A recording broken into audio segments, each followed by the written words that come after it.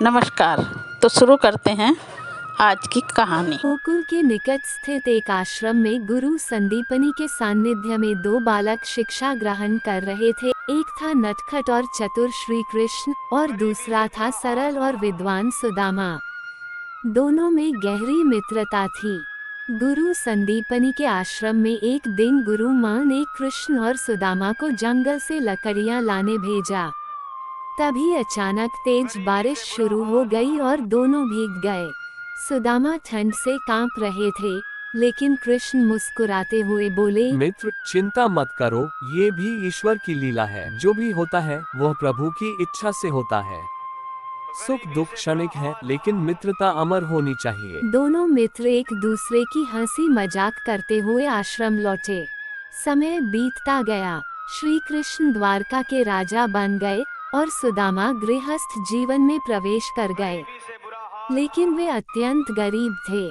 उनके पास 2 वक्त का भोजन तक नहीं था। उनकी पत्नी को ये देखकर बहुत दुख होता था। एक दिन सुदामा की पत्नी बोली, स्वामी, आपके मित्र श्री कृष्ण अब द्वारका के राजा हैं। यदि आप उनसे सहायता मांगे तो हमारी गरीबी दूर हो सकती है। सुदामा गंभीर स्वर में बोले, प्रिय, मैं कृष्ण से मदद मांगने नहीं जा सकता।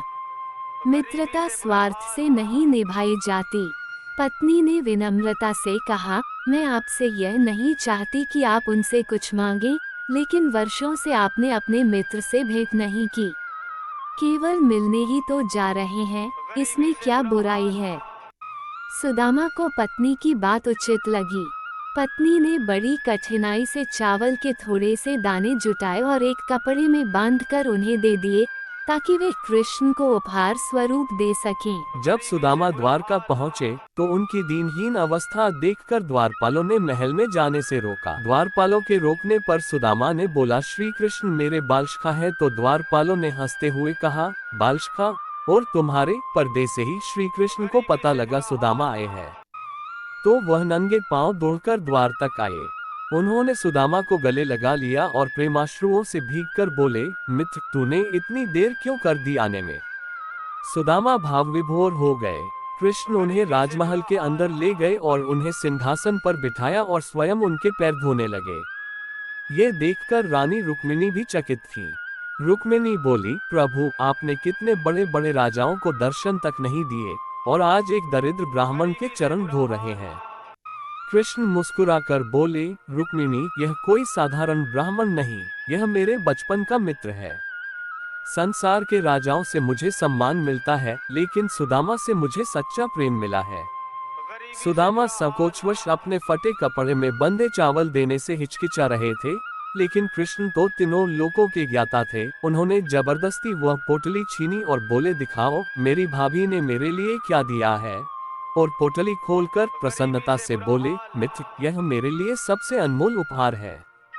और कृष्ण ने प्रेमपूर्वक पहला कौर खाया। जैसे ही उन्होंने दूसरा कौर लिया, रुक्मिणी दौड़कर आई और उनका हाथ पकड़ लिया। और हाथ जोड़कर रुक्मिणी ने कृष्ण से प्रार्थना की, प्रभु, बस अब और नहीं। आपने 2 कौर खा लिए, अब बस कीजिए। आपके मित्र सुदामा को आपने 2 लोकों का धन धान्य मिल गया। अगर आपने तीसरी मुट्ठी चावल और खाए तो हमारे पास कुछ भी नहीं बचेगा। सुदामा ये सब देखकर चकित थे।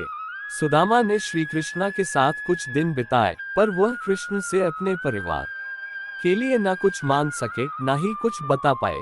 जब सुदामा विदा लेकर अपने गांव लौटे तो उनका मन भारी था। कृष्ण ने मुझसे कुछ भी नहीं पूछा और मैंने भी उनसे कुछ मांगा नहीं। मैं घर जाकर पत्नी से क्या कहूँगा।